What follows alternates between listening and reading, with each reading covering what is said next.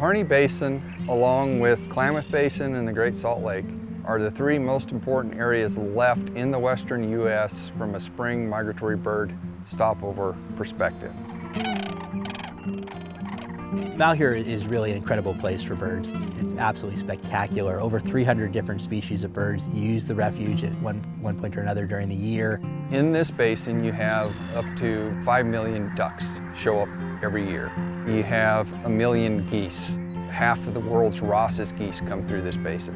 And then you have, 100,000 swans. 20% of the world's ibis population uses this area for nesting. And so this is an extremely important spring migratory stopover point for migratory birds throughout the western U.S. and intercontinentally.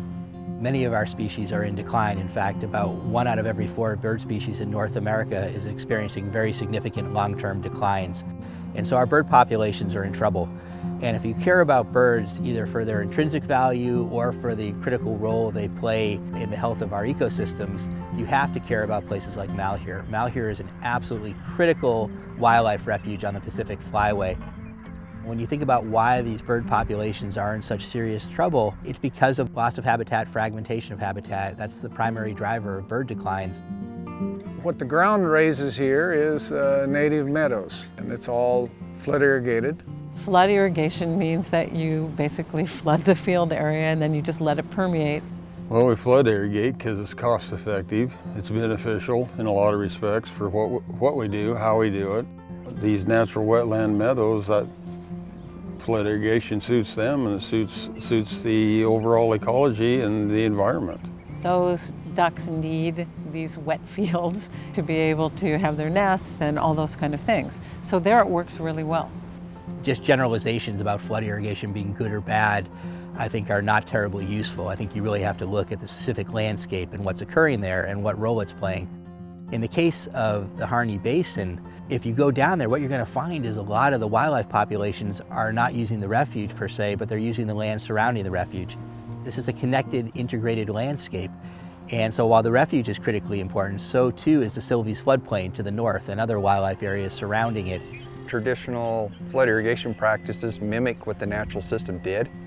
And so that's very beneficial to spring migrating birds. And so those private landowners play a very critical role in that function. From a flyway standpoint, if this basin is lost, those birds don't have anywhere else to go.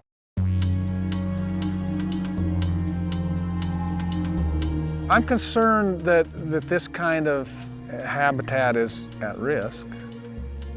Many people's livelihoods in this rural community are tied in one way or the other to the wetlands. And if we can at least maintain what we have here, I mean, there's places all over the country that have lost sort of this wide expanse of open space. And the fact that we still have landowners, ranchers on those lands, in my mind, is a huge benefit. I've been here 38 years. This is my wife's family's place.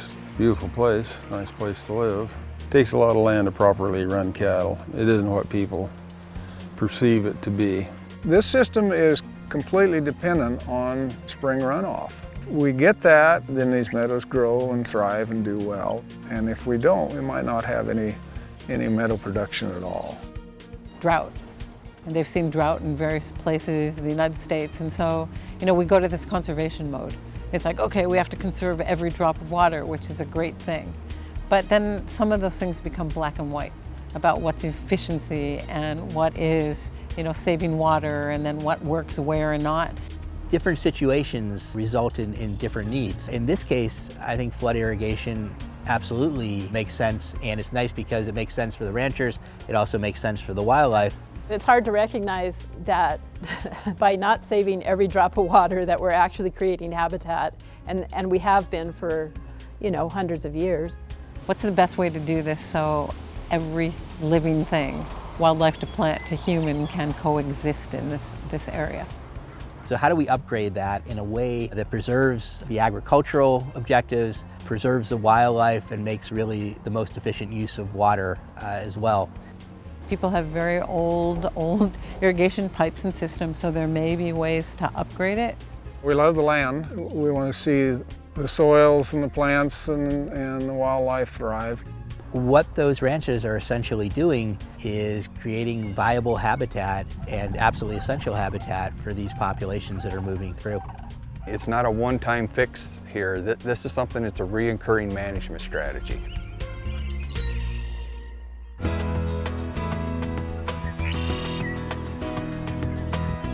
What can people do to help? Sometimes it's people, sometimes it's knowledge, and it just depends. But all of that is important to making this work. You can advocate for the refuge. Go down there, learn about it, get involved. There are lots of opportunities to do that, but become an activist for the refuge as well. And you can do that through Audubon and other groups, to the congressional delegation, to the leadership at U.S. Fish and Wildlife, to make sure that this work is funded and it's sustained. I believe that we're going to look back in 10 years and realize that I think we've accomplished one of the most important restoration projects in the western United States.